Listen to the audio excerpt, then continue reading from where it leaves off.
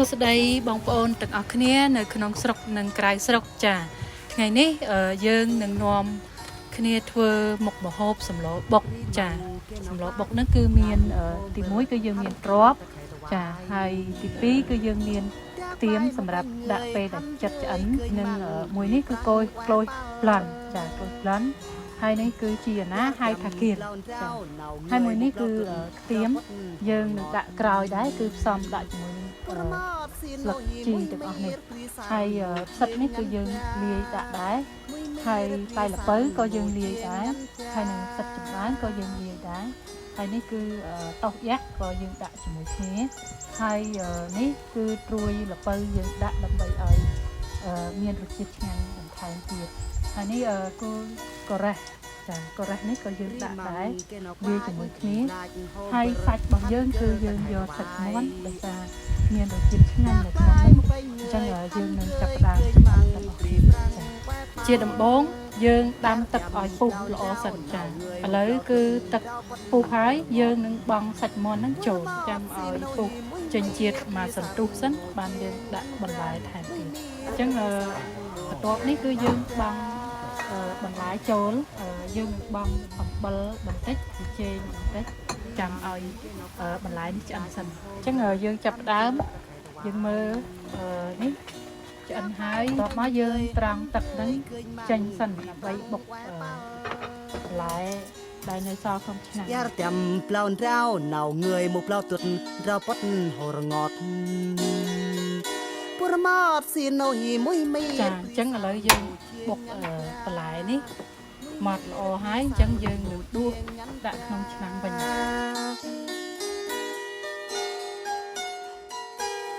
ហើយបន្ទាប់មកនេះយើងនឹងបង់ផ្សិត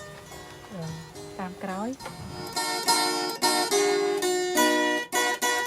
បន្ទាប់មកនេះយើងនឹងចាប់ផ្ដើមហាន់ជីណាហើយនឹងខ្ទៀមនេះក្លូចប្លន់ហាន់ព្រឿយឃើញម៉ាំងព្រីប្រាំងវ៉ែប៉ាចាអញ្ចឹងឥឡូវហ្នឹងយើងភ្លក់ម្ហូបនេះសិនតើវាឆ្អិនល្អហើយឬក៏មានរសជាតិឆ្ងាញ់ដែរហើយយើងដាក់គ្រឿងផ្សំដូចជាជីអាណាមិញ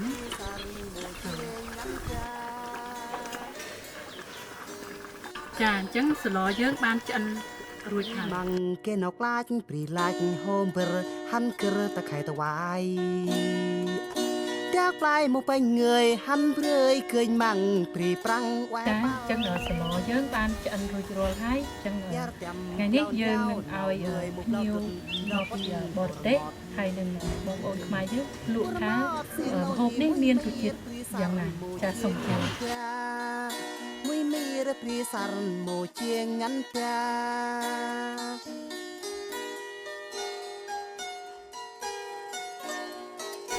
សូមអញ្ជើញភ្ញៀវលក់ផ្លែឈើមានផាសិនហើយនឹងផ្លែទៀបពីចម្ការធីតាព្រីម៉ាំងគេណៅក្លាចព្រីឡាច់ហូមពើហាន់ក្រតខៃតវ៉ៃតាក់ផ្លែមកពេញងើយហាន់ព្រឿយឃើញចាអញ្ចឹងតើបងភ្ញៀវបរទេសក៏ដូចជាបងពីរុនមានអារម្មណ៍បែបណាចំពោះមុខម្ហូបទាំងនេះហើយនឹងផ្លែឈើនៅចម្ការទីតា The food's so like homely and it makes you feel like you're being looked after and warm inside and it's so fresh and healthy so you feel so energized from it. It's delicious. គេបន្ទាប់ពីបានភ្លក់ជាមួយមុខម្ហូបដែលបងស្រីពីគាត់បានចម្អិនក៏ដូចជារៀបចំតាំងពីដើមដល់ចប់សម្រាប់មុខម្ហូបមួយនេះពិតជាអស្ចារ្យសម្រាប់ខ្ញុំវាជាលើកទី1ដែលខ្ញុំបានភ្លក់ទៅពេលបានភ្លក់ម្ហូបនេះរសជាតិមានអារម្មណ៍ថាមានបន្លែផ្សេងដែលមិនបញ្ចូលគ្នាវាធ្វើឲ្យក្លិននិងរសជាតិម្ហូបហ្នឹងទៅជារសជាតិថ្មីមួយទៀតអញ្ចឹងខ្ញុំពិតជាចូលចិត្តមុខម្ហូបនេះ